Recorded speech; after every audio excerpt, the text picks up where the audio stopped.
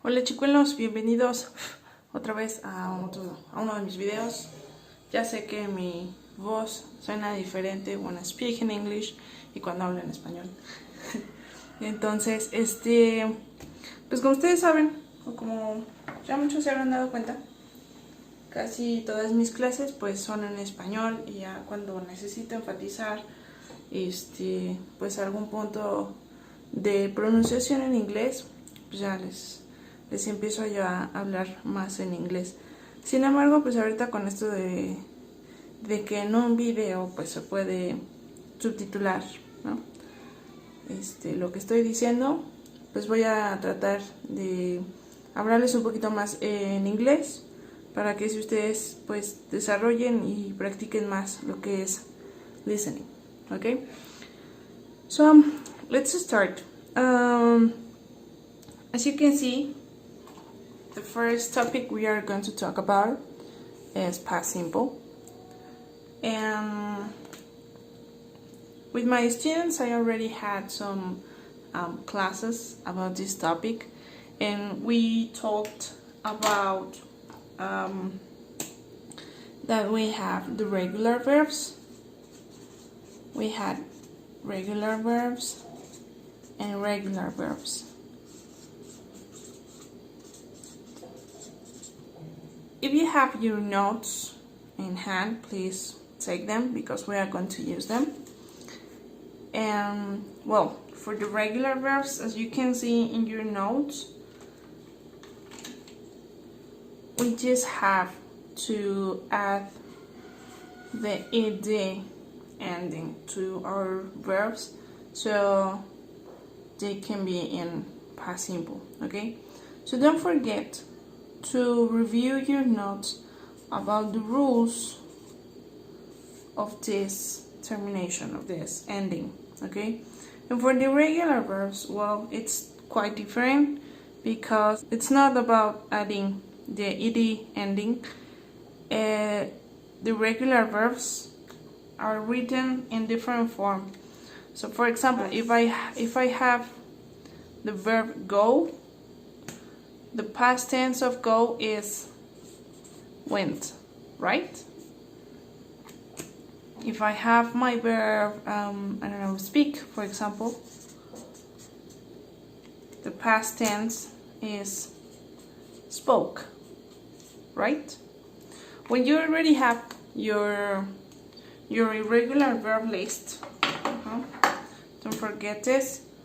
Don't forget to memorize, or well, to make a review to your irregular verbs list, okay?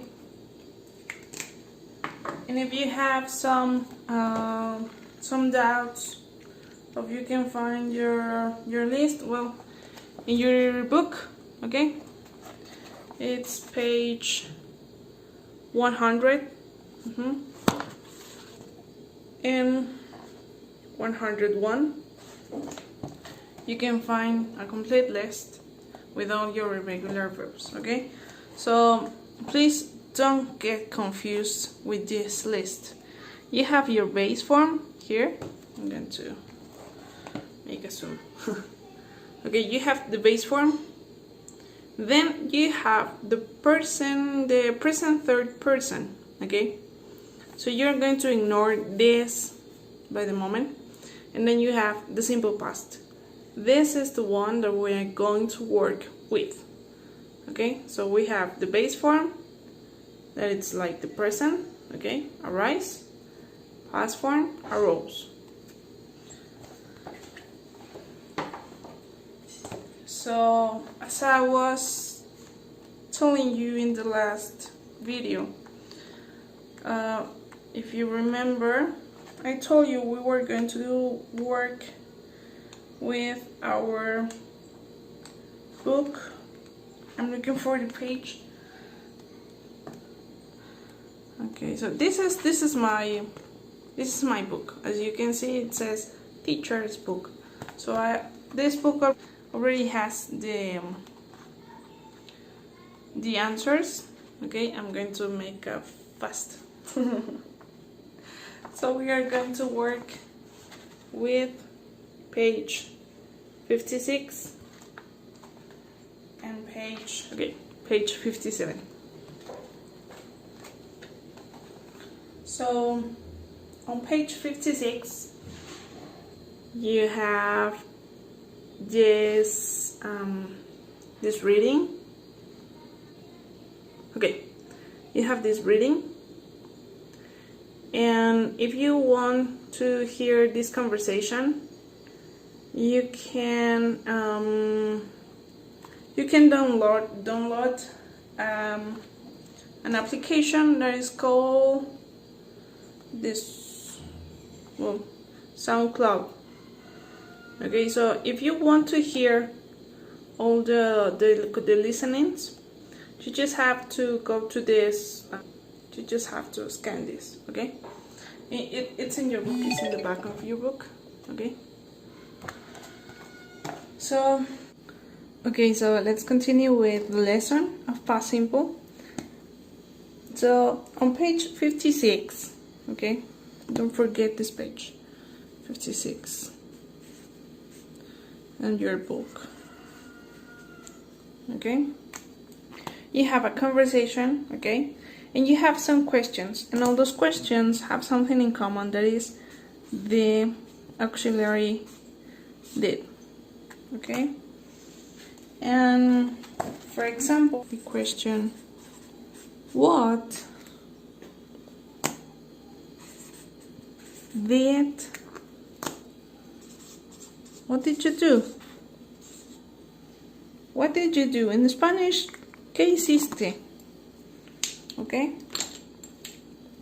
so it doesn't matter which verb you are using, you will always have to use the auxiliary did.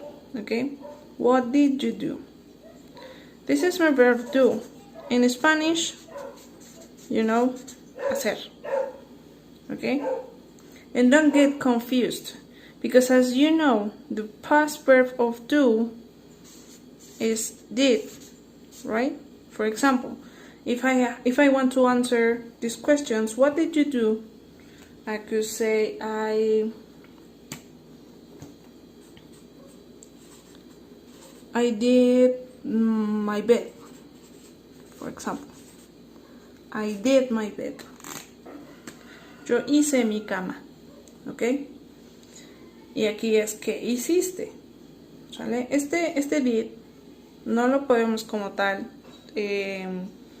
traducir literalmente, ¿sale? Sino que interpretamos la pregunta como tal, diciendo ¿qué fue lo que hiciste o qué hiciste?